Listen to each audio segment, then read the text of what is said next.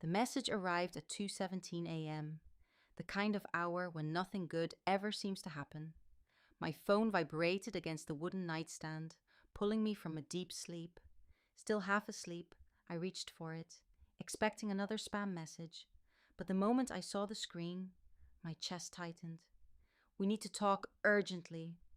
It was her, my ex-wife, after 2 years of complete silence.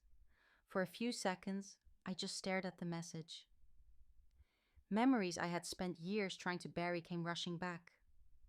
Her lies, the betrayal, the night everything shattered. My thumb hovered over the keyboard, tempted to ask why, tempted to care again. Then I remembered exactly who she was. I locked the phone, let out a slow breath, and typed back 5 cold words. Not now. Maybe later. That was the moment everything began to change. Her name was Elena. When I first met her, she had a natural charm that seemed impossible to ignore.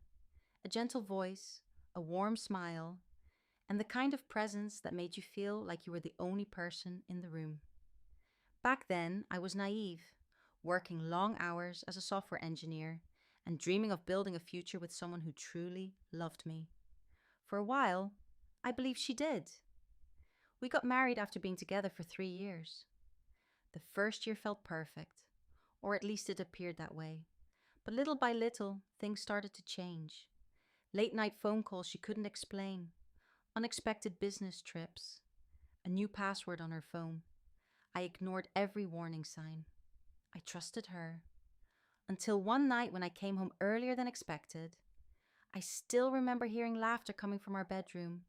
My heart sank before I even opened the door. Then I saw them. My wife and another man, wrapped up in the life we had built together. She cried, she begged. She said it was a mistake. She said it meant nothing. But it meant everything. The divorce was ugly. She tried to take half of everything, even though she was the one who had destroyed our marriage. I fought back, stayed composed, and in the end, I walked away with my dignity and most of what I had spent years working for. After that, I vanished from her life completely. I changed my number, moved to a different apartment, and rebuilt my life one piece at a time. It wasn't easy, but I did it. And now, 2 years later, she suddenly needed to talk urgently. I didn't respond that night or the next day. Still, the messages kept coming. At first they were polite, then emotional, then desperate. "I made a mistake. Please just hear me out. It's really important." I ignored every single message. A week later, I received a call from an unknown number. Against my better judgment, I answered. Her voice sounded shaky and unfamiliar. "Please, I need your help." I said nothing. She continued. "I'm in trouble financially.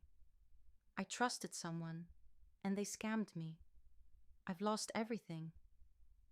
I almost laughed, not because I was cruel, but because I couldn't believe it. This was the same woman who once looked me straight in the eyes and told me I wasn't enough. The same woman who chose someone else instead of me. And now she was asking for my help? "I thought you said he was better than me," I replied calmly. A long silence followed. Then she whispered, "He left."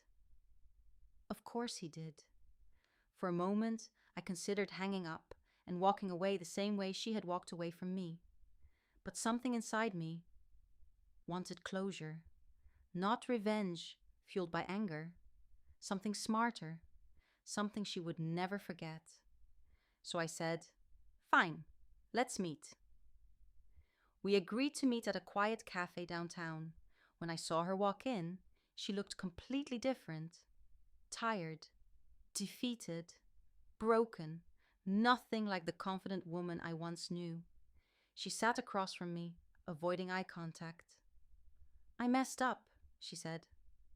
"I thought I found something better, but I lost everything. I just need a little help to get back on my feet. I leaned back and studied her for a moment. Then I smiled. Not warmly, not kindly, just enough to make her uncomfortable. "I'll help you," I said. Her eyes lit up immediately. "Really?" "Yeah," I replied with a nod. "I'll give you exactly what you gave me." Her expression slowly changed. Confusion turned into realization. "Nothing." Silence settled heavily between us. "You didn't just cheat on me," I continued. "You destroyed trust, loyalty, and everything we built together. When I needed answers, you gave me lies. When I needed honesty, you gave me betrayal." Tears filled her eyes, but I kept going. "You made your choice back then. This is the result of that choice." I stood up and left money on the table for my coffee. As I walked away, she called my name once, but I never turned around. For the first time in years, I felt something I hadn't realized was missing. Peace. Her urgent message was never about love. It wasn't about regret. It was about consequences. And this time, I made sure she faced them alone,